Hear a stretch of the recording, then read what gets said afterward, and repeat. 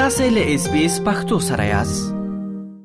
د هغو کورنۍ لپاره چې د وینې پر انتقال تکیه لري، مرسته شوې وینه کولای شي د ژوند او مرګ ترمنځ حیاتي توپیر رامنځته کړي.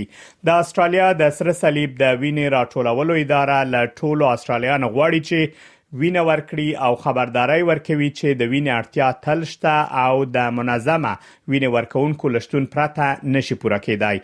خو لکه څنګه چې د استرالیا نفوس ورځ تر بلې ډیر متنوع کیږي، کارپوهان وایي چې د هیواد د وینې رسولو سیستم هم باید لدی بدلون سره سم شي، ځکه ځینې ناروغان داسې وینې ته اړتیا لري چې د هغوی له اصلي شالید سره نږدې ورتوالی لري. د کریسټینا سمونز لپاره د وینې ورکول ډیر شخصي اهمیت لري. د هغې 8 کلنه لور فوټینی د بیټا تلاسیمیا ناروغي لري چې د وینې یو نادره میراثي ناروغي ده. دا ناروغي داسې معنا لري چې فوټینی په منظم ډول په هر 3 تر 4 اونیو کې د وینې انتقال ته اړتیا لري. If blood transfusions weren't available, I've just got goosebumps everywhere because we wouldn't have our little girl. She doesn't create her own blood or red blood cells, so she wouldn't be able to function.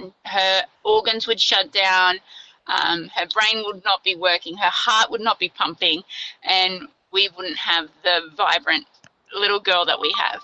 د کریسټینا پشان کورنۍ لپاره ورکړل شوی وینه یوازې کله ناکله درملنه نه، بلکې دا د ژوند یو دوامدار برخه ده، ځکه د وینې هر انتقال د فوټینی په څیر ماشوم سره مرسته کوي چې ښوونځي ته ولاړ شي، له ملګرو سره وخت تیر کړي او په عادي ډول د ماشوم په شان ژوند وکړي. خو د وینې ورکول یوازې د هغو کسانو په اړه نه ده چې وینه ترلاسه کوي. د وینې ورکونکو اندو دانسیکر لپاره د وینې ورکول اهمیت هغه وخت روښانه شو کله چې هغه په هند کې لوی ده. هغه وایي چې هلته له کورنۍ څخه ډیری وخت تمه کیږي چې د درملنې له پیل مخکې خپل د وینې اهدا کوونکی پیدا کړي. کله چې هغه د ځوانۍ په وخت کې یوې عاجلې غوښتنې ته ځواب ورکړ، نو په خپل سترګو ولیدل چې د وینې یو مرسته څومره لوی بدلون راوستلی شي. Oh, absolutely, because when that mother came and spoke to me, it was not just giving up my time and donating. It was more about giving someone hope and for someone to actually live again. So it was very personal for me.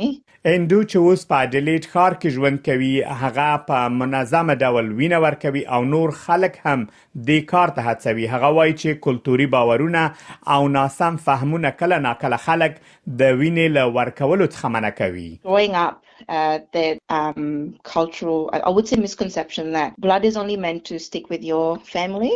You need to reserve your blood for your family who might need it, one day.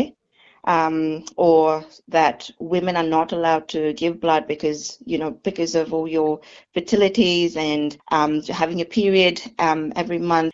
I just think all of those have been cultural misconceptions. سره لدی چې خلک د وینې له ګروپونو لکه A, B, AB او O سره آشنا دي، خو د وینې ګروپونه سلګونه ځانګړتیاوې لري چې کولای شي د وینې په مطابقت او انتقال اغیز وکړي.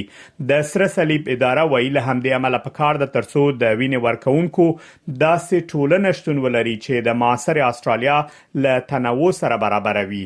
د پاتالوژي خدماتو طبي رئیس ډاکټر جیمز ډیلی وایي چې وروستیو بدلونونو ډیری استرالیان د وینې ورکولو وړ کړي دي. Earlier this year in April, we moved to a gender-neutral assessment questionnaire so that the questions answered by donors are the same regardless of their gender. And that has meant that men who are in gay or bisexual long-term monogamous relationships are eligible to donate red cells and platelets. د سره صلیب د وینې راټولولو اداره وایي چې په ټول هیواد کې د غوښتنې پوره کولو لپاره هر اونۍ شاوخوا 3000 وینې ورکونکو ته اړتیا لري او د کریسټینا سمونز په څیر کورنۍ لپاره د دې پریکړې اغیزه ژوند بدلولای شي.